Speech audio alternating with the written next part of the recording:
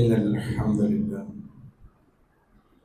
نحمده ونستعينه ونستغفره ونستهديه ونؤمن به ونتوكل عليه ونعوذ بالله من شرور أنفسنا ومن سيئات أعمالنا. من يهده الله فلا مضل له ومن يضلل فلا هادي له. وأشهد أن لا إله إلا الله وحده لا شريك له وأشهد أن محمدا عبده ورسوله أرسله بشيرا ونذيرا وداعيا إلى الله بإذنه وسراجا منيرا. اللهم صل على محمد وعلى آل محمد كما صليت على إبراهيم وعلى آل إبراهيم وبارك على محمد وعلى آل محمد كما باركت على إبراهيم وعلى آل إبراهيم إنك حميد مجيد. أما بعد فإن خير الكلام كلام الله وخير الهدي هدي محمد صلى الله عليه وسلم وشر الأمور محدثاتها وكل محدثة بدعة وكل بدعة ضلالة وكل ضلالة في النار. يا أيها الذين آمنوا اتقوا الله حق تقاته ولا تموتن إلا وأنتم مسلمون. أعوذ بالله من الشيطان الرجيم. وإن يمسسك الله بضر فلا كاشف له إلا هو وإن يردك بخير فلا راد لفضله يصيب به من يشاء من عباده وهو الغفور الرحيم. സ്നേഹ ആദരണീയരായ വിശ്വാസിനികൾ, പ്രപഞ്ചത്തിന്റെ സൃഷ്ടാവും നിയന്താവുമായ അല്ലാഹു സുബ്ഹാനഹു വ തആലയെ സൂക്ഷിച്ച് ഭയപ്പെട്ട് അവന്റെ കൽപ്പനകളെ പാലിച്ച് അവന്റെ വിരോധനങ്ങളിൽ നിന്ന് പൂർണ്ണമായി വിട്ടകന്നുകൊണ്ട് അവന്റെ മുൻപിൽ ശക്തമായ ഒരു ഹിസാബിനെ അഭിമുഖീകരിക്കേണ്ടി വരുമെന്ന ബോധത്തോടുകൂടി തഖ്വയിൽ അധിഷ്ഠിതമായ ജീവിതം നയിക്കണമെന്ന് എന്നെയും നിങ്ങളെയും വളരെ ഗൗരവത്തോടുകൂടി ഓർമ്മപ്പെടുത്തുകയാണ്. അല്ലാഹുവിനെ ഭയപ്പെട്ട് ജീവിക്കുവാനുള്ള തൗഫീഖിനെ അവൻ നമുക്ക് എല്ലാവർക്കും പ്രദാനം ചെയ്യുമാറാവട്ടെ. ഏകദേശം ഒരു മാസത്തിലധികമായി നമ്മുടെ മാധ്യമങ്ങൾ നമ്മുടെ മുൻപിലേക്ക് അറിയിക്കുന്ന വാർത്തകൾ കേരളത്തിന്റെ ഒരറ്റം മുതൽ മറ്റേ അറ്റം വരെ കൊലപാതകങ്ങളുടെ പരമ്പരകൾ. വീടിന്റെ അകത്തളങ്ങളിൽ മാതാവിനെ കൊല്ലുന്ന മകൻ, അയൽപക്കങ്ങളിൽ അച്ഛനെ വെട്ടിക്കൊല്ലുന്നവൻ, സഹോദരിയുടെ പുത്രനെ കൊല്ലുന്നവൻ, ഒരുപാട് കൊലപാതകങ്ങളുടെ വാർത്തയല്ലാത്ത വിധം വാർത്താ മൂല്യങ്ങളെ നഷ്ടപ്പെടുത്തും വിധമുള്ള കേൾവികളാണ് നമ്മൾ കേട്ടുകൊണ്ടിരിക്കുന്നത്. ഈ കൊലപാതക പരമ്പരയിലെ 2 കൊലപാതകങ്ങൾ, 2 സംഭവങ്ങൾ, അവയുടെ കാരണമായി നിയമപാലകരുടെ മുൻപിൽ കേട്ട വിവരം, ഒന്ന്, പാലക്കാട് ജില്ലയുടെ കിഴക്കൻ പ്രദേശമായ നെന്മാറയിൽ ഒരു കുടുംബത്തിലെ 3 ആളുകളെ കൊന്ന വ്യക്തി അവനാ കൊല നിർവഹിക്കുവാനുള്ള കാരണമായി പറഞ്ഞത് തൊട്ട അയൽവാസിയായ നീളമുള്ള മുടിയുള്ള ഒരു സ്ത്രീയാണ് തൻ്റെ ജീവിതത്തിന്റെ പ്രശ്നങ്ങൾക്കൊക്കെ കാരണമെന്ന് ജ്യോത്സ്യൻ പറഞ്ഞു എന്നുള്ളതാണ്. തിരുവനന്തപുരത്ത് കേവലം 2-2.5 വയസ്സ് മാത്രം പ്രായമുള്ള ഒരു കുഞ്ഞിനെ കൊലപ്പെടുത്തിയത് സ്വന്തം അമ്മാവനാണ്. അതിന് അദ്ദേഹം കാരണം പറഞ്ഞത്, ആ കുട്ടിയുടെ ജനനത്തിന് ശേഷമാണ് തന്റെ ജീവിതത്തിലെ സർവ്വവിധ പ്രശ്നങ്ങൾക്കും കാരണം, എല്ലാവിധ തടസ്സങ്ങൾക്കും കാരണം ഈ കുട്ടിയുടെ ജനനാനന്തരമാണ് എന്നുള്ളതാണ്. ഈ സംഭവങ്ങളെ മുന്നിൽ വെച്ചുകൊണ്ട് വിശ്വാസി സമൂഹം തങ്ങളുടെ മനസ്സുകളെ വിശ്വാസപരമായ ചില ശുദ്ധീകരണങ്ങൾക്ക് വിധേയമാക്കേണ്ടതുണ്ട്.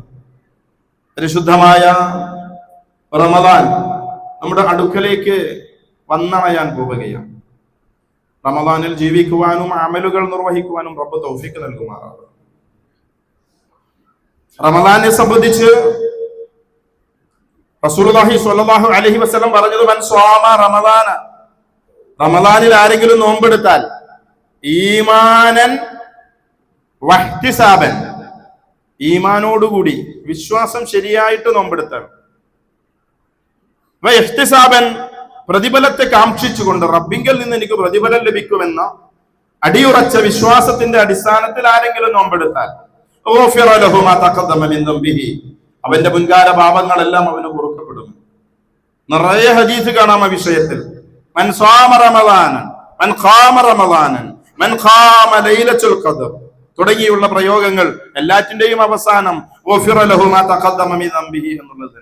ഈമാൻ അതൊരു അടിസ്ഥാന ഘടകമാണ് വിശ്വാസം ശരിയാവുക എന്ന്. നമ്മുടെയൊക്കെ ജീവിതത്തിലേക്ക് ദിനേന എന്നോണം ധാരാളം പ്രശ്നങ്ങൾ വന്നുകൊണ്ടിരിക്കും. ജീവിതത്തിന് കൃത്യമായ ഒരുപാട് പ്ലാനിങ്ങുകൾ നമ്മൾ ഉണ്ടാക്കും. പക്ഷെ ഈ പ്ലാനിങ്ങുകളൊന്നും ചിലപ്പോൾ ഫലവത്താകാതെ പോകാറുണ്ട്. പ്രതിസന്ധികൾ അഭിമുഖീകരിക്കേണ്ടി വരും. കച്ചവട രംഗത്ത് വലിയ തകർച്ചകൾ ഉണ്ടാവുകയും സാമ്പത്തികമായ ശക്തമായ ഞെരുക്കങ്ങൾക്ക് വിധേയമാവുകയും ചെയ്യാറുണ്ട്. അടിക്കടി രോഗങ്ങൾ, ഒരു രോഗം വരുന്നു, അത് സുഖപ്പെടുന്നു. ചിലപ്പോൾ അത് സുഖപ്പെടുന്നതിന് മുൻപ് തന്നെ ഒരേ വ്യക്തിക്ക് തന്നെ അല്ലെങ്കിൽ കുടുംബത്തിലെ മറ്റൊരാൾക്ക് മറ്റൊരു രോഗം വരുന്നു. നിരന്തരമായ മരണങ്ങൾ ഉണ്ടാകുന്നു. ജീവിതത്തിൽ എന്തെങ്കിലുമൊക്കെ കാര്യം തീരുമാനിക്കുമ്പോൾ അത് നടപ്പിലാകാതെ പോകുന്നു. പ്രശ്നങ്ങൾക്ക് മേൽ പ്രശ്നങ്ങളാണ്. ഇവക്കുള്ള കാരണം അത് തൊട്ടപ്പുറത്ത് ജീവിക്കുന്ന മുടി നീളമുള്ള സ്ത്രീയാണ്. തന്റെ വീട്ടില് തന്റെ സഹോദരിക്ക് സഹോദരന് ജനിച്ച കുട്ടികളാണ്. അതിന് കാരണം ഇന്ന ആളാണ്. പ്രശ്നത്തിന്റെ അടിസ്ഥാന കാരണം അത് കുടുംബത്തിൽ തന്നെയാണ്. ഇങ്ങനെയൊക്കെയുള്ള കണക്കുനോട്ടക്കാരുടെ, ജ്യോത്സ്യന്മാരുടെ, പണിക്കന്മാരുടെ, തങ്ങന്മാരുടെ, അസ്മാഅത്ത് ക്ഷുദ്ര പ്രവർത്തനങ്ങൾ ചെയ്യുന്ന പുരോഹിതന്മാരുടെ വാക്കുകൾ കേൾക്കുകയും എന്നിട്ട് എല്ലാവിധ വിപത്തുകളും അത് മുഖേന അവൻ പ്രവർത്തിക്കുകയും ചെയ്യുന്നു. അതിന്റെ ഏറ്റവും അവസാനത്തെ കയ്യ് വേണ്ടി വന്നാൽ കൊലപാതകങ്ങൾ നടത്താൻ, ബലിയർപ്പിക്കാൻ ഒക്കെ തയ്യാറാകുന്ന അന്ധവിശ്വാസങ്ങളിൽ, വിശ്വാസ വ്യതിയാനങ്ങളിൽപ്പെട്ട ആളുകൾ അവർ വരുത്തി വെക്കുന്ന വിനകളുടെ ദൂരവ്യാപകമായ പ്രത്യാഘാതങ്ങളാണ് ആധുനികമായ സമൂഹം ഇന്ന് നമ്മൾ അനുഭവിച്ചുകൊണ്ടിരിക്കുന്നത്. ഒരു വിശ്വാസിയെ സംബന്ധിച്ചിടത്തോളം അവൻ അള്ളാഹുവിനെ സംബന്ധിച്ച കൃത്യമായ അറിവുണ്ടായിരിക്കണം. ആ അറിവുകളുടെ കൂട്ടത്തിലെ സുപ്രധാനമായ ഒരു അറിവായിക്കൊണ്ട് വിശുദ്ധ ഖുർആൻ സൂറത്ത് അൻആമിന്റെ 17-ാമത്തെ ആയത്തിൽ അല്ലാഹു സുബ്ഹാനഹു വ തആല പഠിപ്പിക്കുന്നു, വയംസസ്കല്ലാഹു ബിളുരിൻ ഫലാ കാശിഫ ലഹു ഇല്ലാഹു. ഒരാൾക്ക് ഒരു ദുരിതം ബാധിക്കാൻ അള്ളാഹു തീരുമാനമെടുത്തിട്ടുണ്ടെങ്കിൽ, ഉദ്ദേശിച്ചിട്ടുണ്ടെങ്കിൽ അത് അവനിൽ നിന്ന് നീക്കിക്കളയാൻ ഇല്ലാഹു, അവനല്ലാതെ മറ്റാരുമില്ല. അള്ളാഹു ഒരു വ്യക്തിയുടെ ജീവിതത്തിൽ ഖദറാക്കിക്കൊണ്ട് അള്ളാഹുവിന്റെ തീരുമാനപ്രകാരം ഒരു ദുരിതം, ഒരു ദുരന്തം, ഒരു പ്രയാസം, ഒരു പ്രതിസന്ധി വരാൻ റബ്ബ് നിശ്ചയിച്ചിട്ടുണ്ടെങ്കിൽ ആ നിശ്ചയത്തെ നീക്കിക്കളയാൻ ആരെ കൊണ്ടും സാധ്യമല്ല, അള്ളാഹുവെ കൊണ്ട് മാത്രമല്ലാതെ. ആയത്ത് തുടർന്നുകൊണ്ട് അല്ലാഹു പറയുന്നു, ഒരു ഖൈർ ഒരാളിൽ അള്ളാഹു തീരുമാനമെടുത്താൽ, ഉദ്ദേശിച്ചാൽ, നിശ്ചയിച്ചാൽ, ആ തീരുമാനത്തെ നടപ്പിലാക്കാൻ അല്ലാഹു സുബ്ഹാനഹു വ തആല കഴിവുള്ളവരാകുന്നു. അതിനെ തടയാൻ, റബ്ബ് നിശ്ചയിച്ച നന്മയെ തടയാൻ, റബ്ബ് നിശ്ചയിച്ച ഷർറിനെ തടയാൻ ആരെക്കൊണ്ടും സാധ്യമല്ല.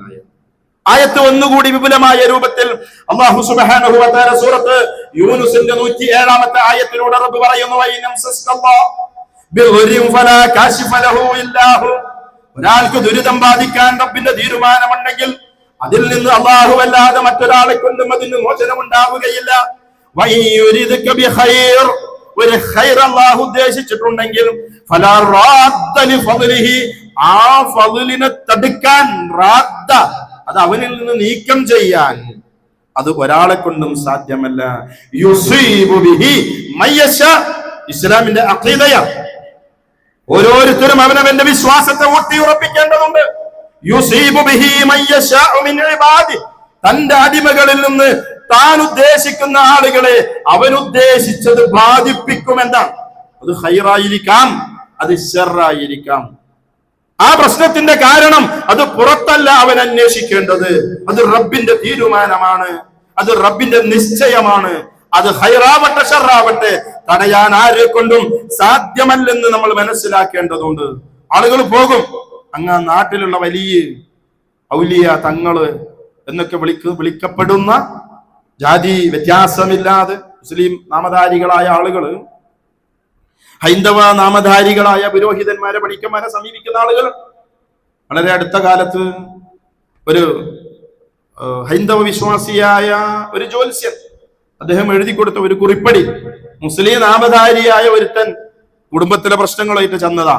അപ്പൊ അദ്ദേഹം പ്രതിവിധിയായിട്ട് എഴുതി കൊടുത്തത് 100 യാസീൻ ചൊല്ലാണ്. സൂറത്ത് യാസീൻ 100 തവണ ഇരുന്ന് ഓതിയാല് പ്രശ്നങ്ങൾ തീരുന്നു. എഴുതി കൊടുക്കുന്നത് ആരാ? ജ്യോത്സ്യൻ. ഇവിടെ ജാതിയും മതമൊന്നുമല്ല. ആളുകൾക്ക് വേണ്ടത് താൻ അനുഭവിക്കുന്ന പ്രശ്നങ്ങൾക്കുള്ള പരിഹാരം. ആ പരിഹാരം തേടിക്കൊണ്ടുള്ള നെട്ടോട്ടത്തിലാണ്. അല്ലാഹു സുബ്ഹാനഹു വ തആല പറഞ്ഞിട്ടുണ്ട്, ഒരാൾ ലാ ഇലാഹ ഇല്ലല്ലാഹയിൽ നിന്ന്, ഇസ്ലാമിന്റെ അഖീദയിൽ നിന്ന് ഒരാൾ വഴിച്ചു പോയാൽ അവൻ ആകാശത്ത് നിന്ന് വീണവനെ പോലെയാണ്. അവൻ ആകാശത്ത് താഴ്ത്തിക്കൊണ്ട് വീണ എവിടെ എത്താ? അത് ചിലപ്പോൾ വല്ല പാറന്റെ മുകളിലായിരിക്കും തലടിച്ച് വീഴുക, ചിലപ്പോൾ വല്ല കടലിലായിരിക്കും. എവിടെ വീഴുക അവൻ തന്നെ അറിയില്ല. അവൻ എവിടേക്കാ പോകുന്ന അവൻ തന്നെ ബോധമല്ല. അവന് വേണ്ടത് പ്രശ്നപരിഹാരമാണ്, അതിനു വേണ്ടിയുള്ള ഓട്ടമാണിത്. എന്നിട്ട് ചെന്നു കഴിഞ്ഞാൽ കേൾക്കുന്ന വാർത്തകൾ, അതെ, പ്രശ്നത്തിനൊക്കെ കാരണം കുടുംബത്തിൽ തന്നെയാണ്. അതോടുകൂടി കുടുംബത്തിലുള്ള എല്ലാവരും വിശ്വാസം നഷ്ടപ്പെട്ടു. കേൾക്കുന്ന ആദ്യത്തെ വാർത്ത പുറത്തൊന്നല്ല, പ്രശ്നക്കാര് പുറത്തൊന്നല്ല, വെറുതെയുള്ള തന്റെ നാവിൽ വരുന്ന പിശാച് ചെവിയിൽ കുറുകിക്കൊടുക്കുന്ന ആ വാർത്തകളിലേക്ക് 100 ഇരട്ടി ചേർത്തിക്കൊണ്ട് ജ്യോത്സ്യന്മാരായ ആളുകൾ, കണക്ക് നോട്ടക്കാരായ ആളുകൾ, അവരവരുടെ വായിൽ തോന്നിയത് വിളിച്ചു പറയുകയും അത് വിശ്വസിക്കുകയും ചെയ്യുന്ന ആളുകളായി എല്ലാ മതവിഭാഗങ്ങളിലെയും ആളുകൾ മാറിയിട്ടുണ്ട്.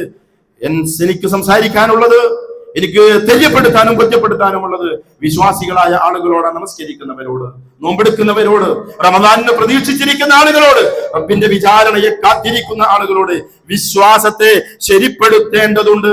എന്നിട്ട് അതിന്റെ അടിസ്ഥാനത്തിൽ എന്താണോ ജ്യോത്സ്യൻ പ്രതിവിധിയായി പറഞ്ഞത്, പ്രശ്നം വീടിന്റെ വാതിലിന്റെ ദിശയാണ്. വാതിൽ അങ്ങോട്ട് തിരിഞ്ഞിട്ടാണ്, അത് അവിടുന്ന് എടുത്തിട്ട് ഇങ്ങോട്ട് മാറ്റണം. അപ്പൊ അവൻ പോയിട്ട് വീടിന്റെ വാതിൽ കുത്തി പൊളിച്ചിട്ട് അപ്പുറത്ത് നിർത്തി ഇപ്പുറത്തേക്ക് പോകും. വീടിന്റെ പ്രശ്നം ടോയ്ലറ്റാണ്. ടോയ്ലറ്റിന്റെ ചുമരും അടുക്കളുടെ ചുമരും ഒറ്റ ചുമരാ. അതുകൊണ്ട് ടോയ്ലറ്റിന്റെ പൊസിഷൻ മാറ്റണം. എന്നിട്ട് ടോയ്ലറ്റ് അവിടുന്ന് കുത്തി മാന്തി പൊളിച്ച് അവൻ വേറൊരു ഭാഗത്ത് കൊണ്ടുപോയിട്ട് ടോയ്ലറ്റ്. വേറൊരുത്തം വന്ന് ചുമരിന് ഓട്ടോ വെച്ചു കൊടുക്കാനാണ്. ചില പോക്ക് വരവുണ്ട്. അതിനെ വന്നിട്ട് അതിനെ പോകും. അതുകൊണ്ട് സ്വൈരവിഹാരത്തിന് വേണ്ടി ഗുളികന് പോകാനുള്ള സ്വൈര സഞ്ചാരത്തിനുള്ള പാത ഒരുക്കി കൊടുക്കണം. എന്നിട്ട് ഓൻ പോയിട്ട് ചുമര് ഡ്രില്ല് ചെയ്തിട്ട് ചുമരിന് ഹോൾ വെച്ചു കൊടുക്കണം. കുറെ മനുഷ്യന്മാർ, കുറെ ആളുകൾ തകിടുകളും മറ്റുള്ളവരുമായി ഉറുക്കുകളും മേലസുകളും തമീമത്തും ഒക്കെ ആയിട്ട് വരുന്ന ആളുകൾ. എന്നിട്ട് അത് കൈത്തണ്ടയിൽ കെട്ടുക, കാലിൽ കെട്ടുക, അരയിൽ കെട്ടുക, കഴുത്തിൽ കെട്ടി തൂക്കുക, കുറെ അമ്മിയുടെ അടിയിൽ കൊണ്ടുപോയി വെക്കുക, കുറെ അടുപ്പിന്റെ ഉള്ളിൽ കൊണ്ടുപോയി ഇടുക. എന്താണോ ജ്യോത്സ്യം പറഞ്ഞത്, കൊല്ലാനാ പറഞ്ഞത്, ഓൻ പോയി കൊല്ലുക. കാരണം ഓന്റെ പ്രശ്നം തീരണം, ഓന്റെ മുട്ട് തീരണം. മുട്ടറുക്കലാണ്. എന്തൊക്കെ മുട്ടുകളും തടസ്സങ്ങളും ഉണ്ടോ അതൊക്കെ അറുത്തു മാറ്റിക്കൊണ്ട് അവന് മുന്നോട്ട് പോകേണ്ടതുണ്ട്. പക്ഷേ ഒരു വിശ്വാസി അവൻ മനസ്സിലാക്കേണ്ടത്, ഈ ദുനിയാവിലെ ജീവിതം എന്ന് പറയുന്നത് അത് സുഖാസ്വാദനത്തിന്റെ ജീവിതമല്ല, മറിച്ച് അത് പരീക്ഷണത്തിൻ്റെതാണ്. പരീക്ഷണങ്ങൾ പലവിധമാണ്. ഇബ്തില ഒരു വിശ്വാസിയെ സംബന്ധിച്ചിടത്തോളം നിരന്തരമായി റബ്ബ് പരീക്ഷിച്ചു കൊണ്ടിരിക്കും. അവന്റെ വിശ്വാസം ശരിയാണോ ശരിയല്ല എന്ന്. കഅബ മാറ്റി, ഖിബില മാറ്റി, ബൈത്തുൽ മുഖദ്ദസിൽ നിന്ന് കഅബാലയത്തിലേക്ക് എന്തിനു വേണ്ടിയാ മാറ്റിയത്? എന്തിനാ മാറ്റിയത്? ഖുർആൻ പറഞ്ഞത് പരീക്ഷിക്കാനാണെന്ന്.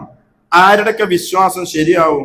അങ്ങോട്ട് തിരിയാൻ പറഞ്ഞ അങ്ങോട്ട് തിരിയാ, ഇങ്ങോട്ട് തിരിയാൻ പറഞ്ഞ ഇങ്ങോട്ട് തിരിയാ. അനുസരിക്കുന്ന കൂട്ടത്തിൽ എത്ര ഉണ്ടെന്ന്.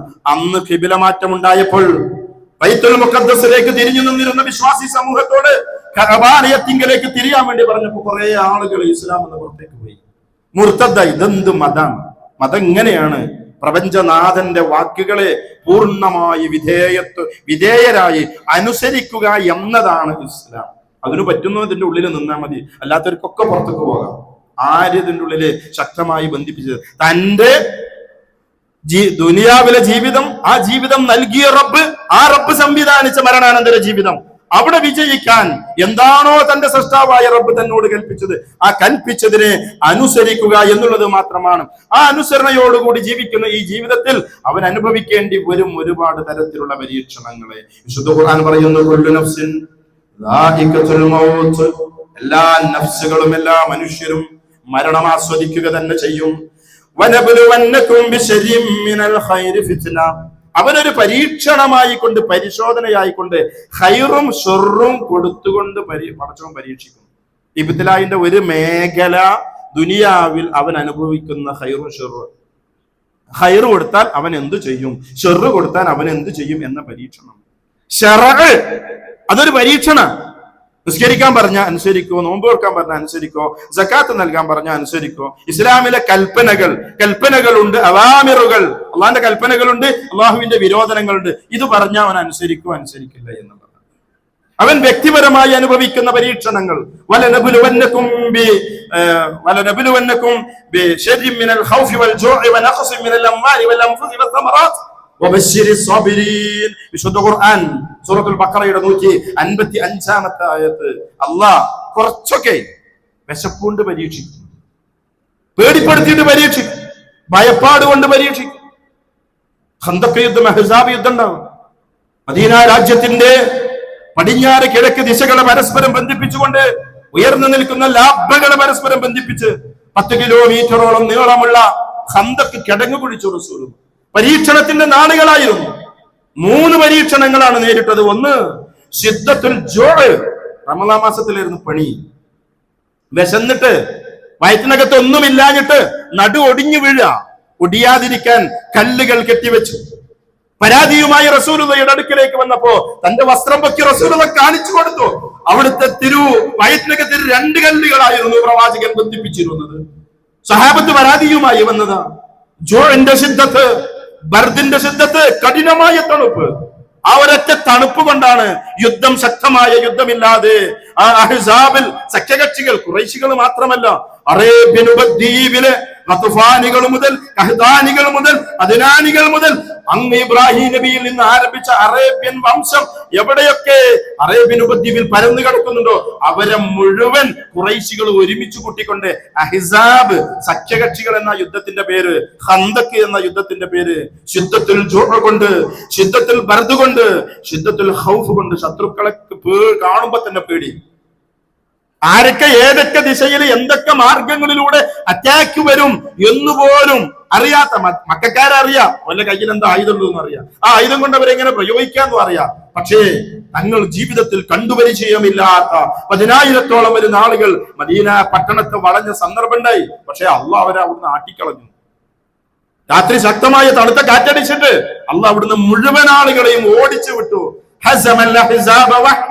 ഒറ്റക്ക് സഖ്യകക്ഷികളെ തുരത്തിയവനാണ് റബ്ബ് എന്ന് ഹജ്ജിന്റെയും ഉംറയുടെയും സന്ദർഭങ്ങളിൽ സഫയുടെയും മർവയുടെയും മുകളിലേക്ക് കയറുമ്പോൾ റസൂലുള്ളാഹ് ചൊല്ലാൻ വേണ്ടി പഠിപ്പിച്ച ദിക്റുണ്ട്.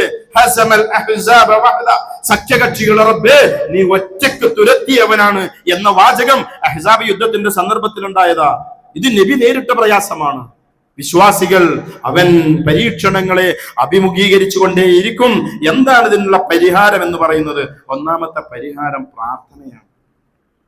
ജ്യോത്സ്യന്മാരെ ജീവിതത്തിൽ ഇങ്ങനെ ദുരന്തം, അടിക്കടി ദുരന്തം, പ്രശ്നങ്ങളും രോഗങ്ങളും മരണങ്ങളും സാമ്പത്തിക പ്രശ്നങ്ങളും ഉണ്ടായാൽ റബ്ബിലേക്ക് കൈ നീട്ടുക എന്നതാണ് ഒരു വിശ്വാസി ചെയ്യേണ്ടത്. അവൻ റബ്ബിനോട് തുറന്ന് പറയണം, റബ്ബേ നീ സൃഷ്ടിച്ചവയുടെ ശർറ്, ആ ശർറിൽ നിന്ന് നിന്റെ കലിമാത്തുകൾ കൊണ്ട് പരിശുദ്ധമാക്കപ്പെട്ട നിന്റെ കലിമത്തുകൾ കൊണ്ട് ഞാൻ നിന്നോട് ഇസ്തിആദത്ത്, നിന്നോട് ഞാൻ അഭയം ചോദിക്കുന്നു, നിന്നിൽ അഭയം തേടുന്നു, നീ ഉണ്ടാക്കി തരണം പരിഹാരമെന്ന് റബ്ബിനോട് പറയുന്നവനായിരിക്കണം വിശ്വാസി. ആ പ്രാർത്ഥനകളാണ് മുഅവ്വിദാത്ത് സൂറത്തുകളിലൂടെ സൂറത്തുൽ ഇഖ്ലാസ്, സൂറത്തുൽ ഫലഖ്, സൂറത്തുൽ നാസിലൂടെ അത് പാരായണം ചെയ്ത് അർത്ഥമറിഞ്ഞ് പാരായണം ചെയ്ത് റബ്ബിലേക്ക് സമർപ്പിക്കുന്ന ആളുകളായിരിക്കണം നമ്മൾ. അള്ളാഹുവെ സംബന്ധിച്ചുള്ള കൃത്യമായ ഒരു അഖീദ ഉള്ള ആളുകൾക്ക് അള്ളാഹുവിലേക്ക് മടങ്ങാൻ സാധിക്കും.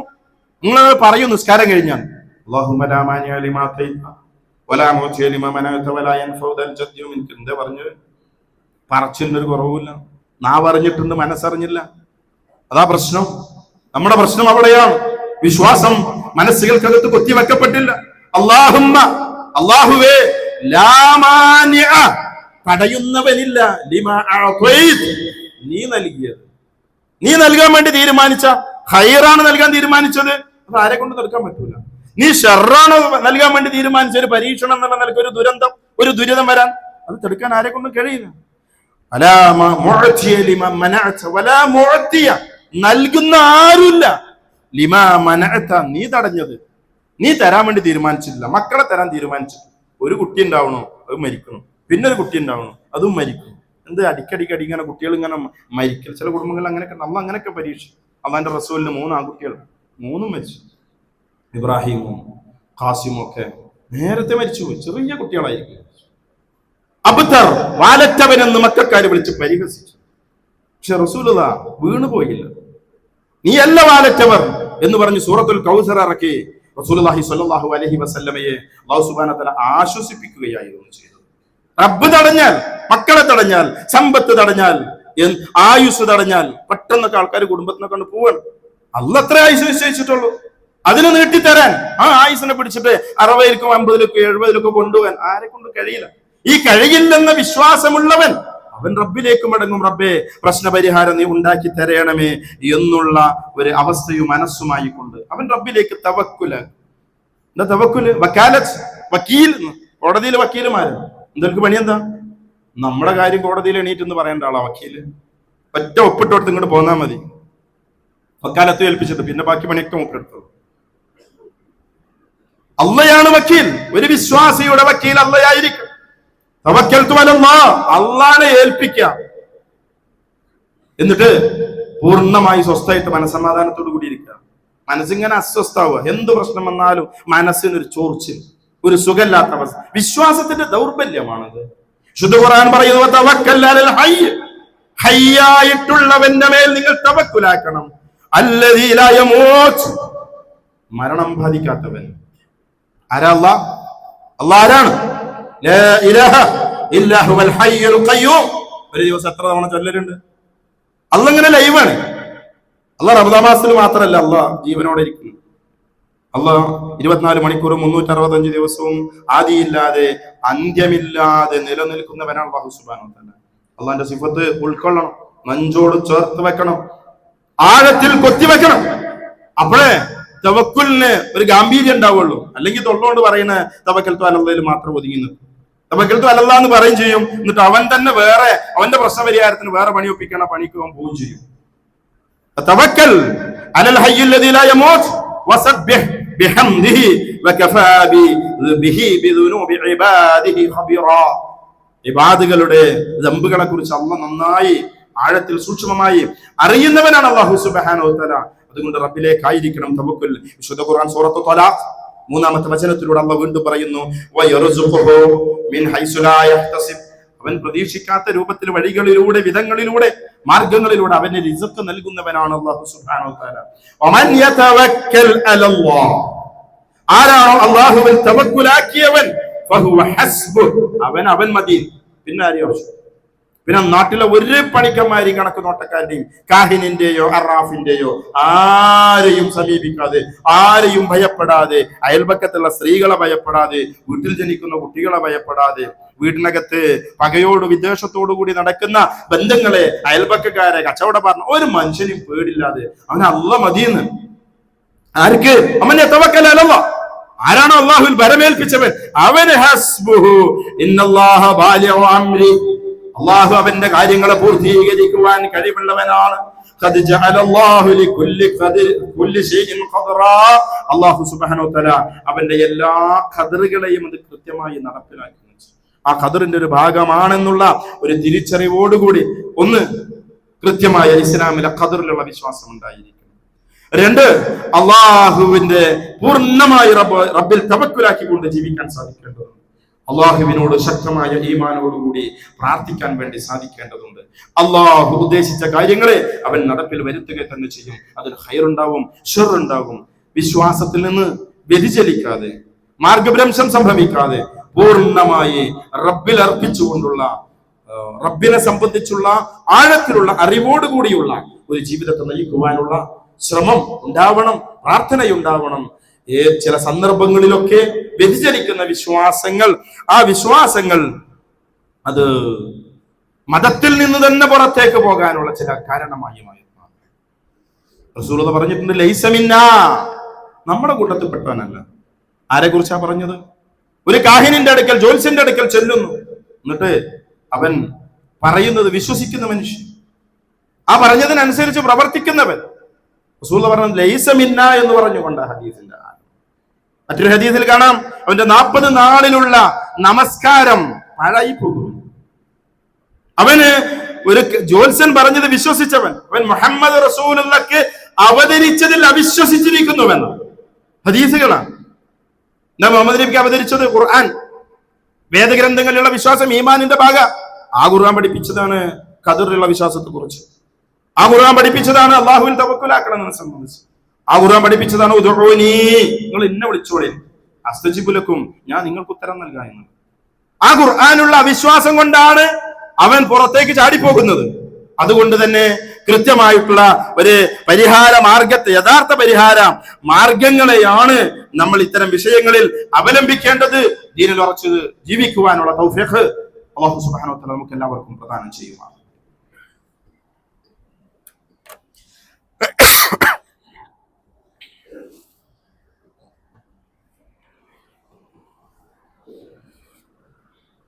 الحمدلله حمدا كثيرا طيبا مباركا فيه كما ربنا يرضى. والصلاة والسلام الأتمان الأكملان خاتم الأنبياء والمرسلين محمد آله وصحبه أجمعين. أما بعد يا أيها الناس أوصيكم وإياي ثانيا بتقوى. സഹോദരി സഹോദരന്മാരെ, അല്ലാഹുവെ സൂക്ഷിച്ച് ജീവിക്കണമെന്ന് ഒരിക്കൽ കൂടി ഓർമ്മപ്പെടുത്തുകയാണ്. നാട്ടിൽ സാധാരണ പ്രയോഗിക്കാറുള്ള ഒരു പദപ്രയോഗമാണ് ജ്യോതിഷ ശാസ്ത്രം എന്ന്. 2 കാര്യങ്ങളുണ്ട്. ഒന്ന് ജ്യോതിഷം, 2 ജ്യോതിശാസ്ത്രം. ഒന്ന് അസ്ട്രോളജി എന്ന് ഇംഗ്ലീഷ് പറയും, മറ്റത് അസ്ട്രോണമിയാണ്. ജ്യോതിഷം എന്താ? ജ്യോതിഷം ആകാശത്തിന്റെ ഭ്രമണ മണ്ഡലത്തിൽ കറങ്ങുന്ന ഗ്രഹങ്ങൾ, ആ ഗ്രഹങ്ങൾ എവിടെ നിൽക്കുന്നു, ശനി എവിടെ, ചൊവ്വ എവിടെ, അതിന്റെ സ്ഥാനം ഭൂമിയിൽ ജീവിക്കുന്ന ആളുകളുടെ ജീവിതത്തിൽ സ്വാധീനം ചെലുത്തുന്നു എന്ന് വിശ്വസിക്കുകയും ഗ്രഹങ്ങളുടെ നിലയെക്കുറിച്ച് അറിയാൻ ശ്രമിക്കുകയും പഠിക്കുകയും അതിനനുസരിച്ചുകൊണ്ട് ആളുകളുടെ ഭാവി പ്രവചിക്കുകയും ചെയ്യുക. ആ ഭാവിയിൽ എന്തെങ്കിലും തടസ്സങ്ങളുണ്ട് എന്ന് ഈ പ്രവചനത്തിലുണ്ടെങ്കിൽ അതിന് പരിഹാര ക്രിയകൾ പറഞ്ഞു കൊടുക്കുക. ഈ സാധനത്തിനാണ് ജ്യോതിഷം എന്ന് പറയുന്നത്. മറ്റൊന്നുണ്ട്, അത് ജ്യോതിശാസ്ത്രമാണ്, അസ്ട്രോണമിയാണ്. സൂര്യനും ചന്ദ്രനും ഉൾപ്പെടെയുള്ള ആകാശത്ത് കോടിക്കണക്കിന് നക്ഷത്ര സമൂഹം, അവയുടെ വേഗതയെക്കുറിച്ചും അവയുടെ ചലനത്തെക്കുറിച്ചും സഞ്ചാരത്തെക്കുറിച്ചും ഒക്കെ കൃത്യമായി പഠിക്കുകയും ആ പഠിച്ചതിന്റെ അടിസ്ഥാനത്തിൽ ശാസ്ത്രീയമായി മനുഷ്യനുപയുക്തമായ മേഖലകളിലേക്കുള്ള വിജ്ഞാനങ്ങൾ പ്രദാനം ചെയ്യുകയും ചെയ്യുന്ന ശാസ്ത്രശാഖയാണ് അസ്ട്രോണമി. ഇതിന് രണ്ടിനെയും പലപ്പോഴും കൂട്ടിക്കുഴക്കാറുണ്ട്. ജ്യോതിഷം ഒരു ശാസ്ത്രമല്ല. അസ്ട്രോളജർ എന്നൊക്കെ പറഞ്ഞിട്ട് ബോർഡ് കാണാം, കവടി നിരത്തി ചൊവ്വ എവിടെയുള്ളത്. ഒരു യാത്ര പുറപ്പെടാൻ വേണ്ടി ഒരാൾ തീരുമാനിച്ച, കല്യാണത്തിന് വേണ്ടി ഒരാൾ നിശ്ചയിച്ചാൽ അവൻ ജനിച്ച സമയം, ആ സമയം നോക്കി, അതിന്റെ നാള് നോക്കി സമയം കുറിച്ച് ആ സമയത്തിന് നിക്കാഹിന്റെ താലികെട്ടലിന്റെ മുഹൂർത്തം നിശ്ചയിച്ചോളൂ. ഇത്ര മണിയുടെ ഇത്ര മണിന്റെ ഇടയിൽ എന്ത് ചെയ്യണം, താലികെട്ടൽ നടക്കണം. എന്നിട്ട് ആളുകൾ തിരക്കൂട്ടി യാത്ര ചെയ്യും, ഇങ്ങോട്ട് എത്താൻ വേണ്ടി പരിശ്രമിക്കും. രാവിലെ വീട്ടിൽ നിന്ന് പുറപ്പെട്ട 10:30 മണിയാകുമ്പോൾ മുഹൂർത്ത സമയത്ത് എത്തില്ലെങ്കിൽ തലേ ദിവസം തന്നെ പോയിട്ട് ഓഡിറ്റോറിയത്തിൽ റൂം എടുത്തിട്ട് അവിടെ തന്നെ എന്ത് ചെയ്യും, സെറ്റിലാവും. ഇങ്ങനെയൊക്കെ ചെയ്യുന്നു. മുസ്ലിം ഉമ്മത്തിലുണ്ട് ആളുകൾ. ഗൾഫിലേക്ക് പോകാൻ വേണ്ടി പുറപ്പെട്ടാൽ വീട് കൂടാൻ വേണ്ടിയൊക്കെ ഡേറ്റ് തീരുമാനിക്കാൻ വേണ്ടി ഇത്തരത്തിലുള്ള പണിയെടുക്കുന്ന ആളുകളുടെ അടുക്കലേക്ക് ചെല്ലും. അവരതിന് സമയം നിശ്ചയിച്ചു കൊടുക്കും. ഇതുമായി ബന്ധപ്പെട്ട് കിടക്കുന്ന കുറേ കാര്യങ്ങളുണ്ട്. ദുശകുന വിശ്വാസങ്ങള്. അങ്ങാടിക്കൊന്ന് ഇറങ്ങിയിട്ട് ഓരോ ഷോപ്പിന്റെയും കൗണ്ടറിലൊന്ന് പോയി അവിടെ ഉണ്ടാവും ചെമ്പിന്റെ തകിടിൽ ഓരോ സാധനം ഫ്രെയിം ചെയ്ത് കെട്ടിത്തൂക്കി. അത് ദുശകുന വിശ്വാസം. കച്ചവടത്തിൽ ബർക്കത്തുണ്ടാകാൻ വേണ്ടി ഉദ്ഘാടനത്തിന് കൊണ്ടുവരും ഏതെങ്കിലും സമൂഹത്തിലെ മാന്യനായ വ്യക്തികളെ. എന്നിട്ട് ₹1 മുബര പെട്ടിയിലിടും. എന്നിട്ട് ഈ ₹1 അങ്ങനെ കൊണ്ടുനടക്കും ജീവിതകാലം മൊത്തം. ഒന്നുകിൽ അവിടെ അവന്റെ ഡ്രോയിൽ സൂക്ഷിച്ചിട്ടുണ്ടാവും, അല്ലെങ്കിൽ അവന്റെ പേഴ്സിന്റെ ഉള്ളിൽ സൂക്ഷിച്ചിട്ടുണ്ടാവും. ഓൻ വന്ന് ഉദ്ഘാടനം ചെയ്തു പോയതിന് ചിലപ്പോൾ 25,000, 50,000, 1 ലക്ഷം ആളുടെ നിലവാരത്തിനനുസരിച്ച് ചിലപ്പം 25 ലക്ഷം, 50 ലക്ഷം ഒക്കെ കൊടുക്കേണ്ടി വരും. പക്ഷെ ഓനിട്ട ₹1 ബന്റെ തവക്കുൽ കിടക്കണം. ബന്റെ ഈ കച്ചവടം നിലനിൽക്കുന്നിടത്തോളം കാലം കച്ചവടം വർദ്ധിക്കാൻ വേണ്ടിയിട്ടുള്ള ആശ്വാസം ഈ ₹1 പറക്കത്തുള്ള ₹1 മുകളിലാണ്. രാവിലെ ആദ്യം കടയിലേക്ക് കയറി വരുന്നവൻ അവൻ കടം പറഞ്ഞു കഴിഞ്ഞാൽ പിന്നെ പ്രശ്നമാണ്. എത്ര വലിയ വിശ്വാസിക്കോ കടം കൊടുക്കുന്ന ഒരു സേവന, അത് രാവിലെ തന്നെ ചെയ്യാനുള്ള ഭാഗ്യം കിട്ടുക എന്ന് പറഞ്ഞാൽ വല്ലാത്ത ഭാഗ്യമാണ്. പക്ഷെ അത് തിരിച്ചറിഞ്ഞിട്ടില്ല, കാരണം ഇസ്ലാം പഠിച്ചിട്ടില്ല. രാവിലെ 9 മണിക്ക് ഒരു നന്മ ചെയ്യാം. റസൂലുള്ളാഹി സ്വല്ലല്ലാഹു അലൈഹി വസല്ലം സുബഹിസ്കാരം കഴിഞ്ഞിട്ട് ഇങ്ങനെ തിരിഞ്ഞിരുന്നിട്ട് ചോദിക്കുമായിരുന്നു, ഇന്ന് നിങ്ങളുടെ കൂട്ടത്തില് സുബൈ ജമാഅത്ത് കഴിഞ്ഞിട്ടാ ചോദിക്കണത്, രോഗിയെ സന്ദർശിച്ച ആരാ ഉള്ളത്? അങ്ങനെ കയ്യൊന്തിക്ക്. അബൂബക്കർ, ഞാൻ ഉണ്ടെന്ന്. സുബൈ ജമാഅത്തിന് വരുന്നതിന്റെ മുൻപ് രോഗി സന്ദർശനം പൂർത്തിയാക്കിയിട്ട് വരിക. ഇന്ന് രാവിലെ ഒരു ദാനധർമ്മം നിർവഹിച്ചത് ആരാ നിങ്ങളുടെ കൂട്ടത്തിലുള്ളത്? ഞാനുണ്ട്. വീടുകൾക്ക് നിന്ന് വിധവകളായ സ്വഹാബ വനിതകൾ ജീവിക്കുന്ന വീടുകളിലേക്ക് കയറി ചെന്ന് അവരുടെ ആടുകളെ കറന്നു കൊടുത്തിട്ട് അബൂബക്കർ പള്ളിയിൽ ജമാഅത്തിന് വന്നിരുന്നു. രാവിലെ തന്നെ ഒരു നല്ല കർമ്മം ചെയ്യാനുള്ള ഭാഗ്യം ഉണ്ടാവുകയെന്നാണ്. ഓൻ ചിലപ്പം വൈകുന്നേരം ഉച്ചക്ക് അവന്റെ പൈസ കൊണ്ടുവന്നിരുന്നു. പക്ഷെ നമുക്ക് അന്നത്തെ കച്ചവടം മുഴുവൻ ഈ കടത്തിന്റെ മുകളിൽ ബേജാറിലുള്ളത്. ഒരുപാട് കാര്യം നമ്മൾ നിസ്സാരമാണെന്ന് ധരിക്കുന്നു, പക്ഷെ വിധിയിലുള്ള വിശ്വാസത്തിന് വിരുദ്ധമായ പ്രവർത്തനങ്ങളാണ് ഈ ചെയ്യുന്നത് എന്നവർ തിരിച്ചറിവില്ല. കടം വാങ്ങിയാൽ തിരിച്ചു കൊടുക്കണം. അത് തിരിച്ച് സമയബന്ധിതമായി കൊടുക്കാത്തൊരവസ്ഥ സാമൂഹിക അന്തരീക്ഷത്തിൽ നിലനിൽക്കുന്നതുകൊണ്ട് ആൾക്കാർക്ക് കടം കൊടുക്കാൻ പേടിയുന്നു. അത് വേറെ വിഷമം. അവസ്ഥ ഉണ്ടാവരുത്.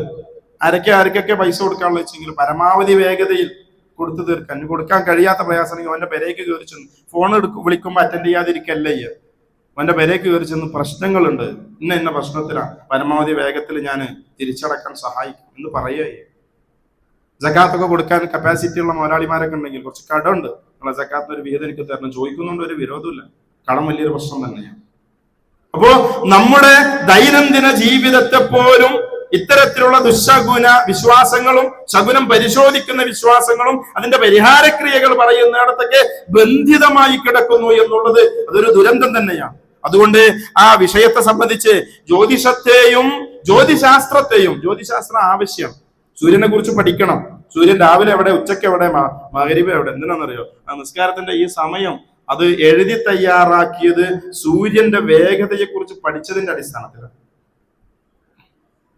ഇന്ന ദിവസം സൂര്യ അസ്തമിച്ചാൽ ഇത്ര സമയം ചന്ദ്രൻ ചക്രവാളത്തിലുണ്ടായിരിക്കും, ചന്ദ്രപ്പിറവി ഹിലാല് കാണാനുള്ള സാധ്യതയുണ്ട്, നോക്കണം എന്ന് ശാസ്ത്രം പറയുന്ന അസ്ട്രോണമി പഠിച്ചോണ്ടാണ്. അസ്ട്രോണമി പഠിക്കണം, വാനശാസ്ത്രം പഠിക്കണം. ഖുർആൻ പറഞ്ഞതാ, ആകാശത്തിലേക്ക് നിങ്ങൾ നോക്കുന്നില്ലേ എന്ന് അല്ലാഹു ചോദിച്ചത് വെറുതെ കണ്ണും കുറിച്ച് നോക്കാനല്ല, പഠിക്കാൻ വേണ്ടിയിട്ട്. ഓരോ ഗ്രഹങ്ങളുടെയും ചലനത്തെ സംബന്ധിച്ചും വേഗതയെക്കുറിച്ചും അവയുടെ അത്ഭുതകരമായ പ്രവർത്തനത്തെയും നിയന്ത്രണത്തെയും കുറിച്ച് ഈ പ്രപഞ്ചത്തിന്റെ റബ്ബിന്റെ നിയന്ത്രണം എന്ന് പറയുന്ന ഒരു മലക്കൂത്തുണ്ട്. എങ്ങനെ ഇത് കൊണ്ടു നടക്കുന്നത്? ആ മലക്കൂത്ത് അല്ലാഹ് ഒരാൾക്ക് കാണിച്ചു കൊടുത്തത് മഹാനായ ഇബ്രാഹിം നബി അലൈഹി സ്വലാത്തു വസ്സലാം. ഇബ്രാഹിം നബിക്ക് പ്രപഞ്ചത്തിന്റെ പ്രവർത്തന രീതി റബ്ബ് കാണിച്ചു കൊടുത്തിട്ടുണ്ട്. നമ്മളിങ്ങനെ നോക്കുമ്പോൾ സൂര്യ അവിടെ കാണാം, വൈകുന്നേരം ഇവിടെ കാണാം എന്നുള്ള വിവരം മാത്രമേ നമ്മുടെ കയ്യിലുള്ളൂ.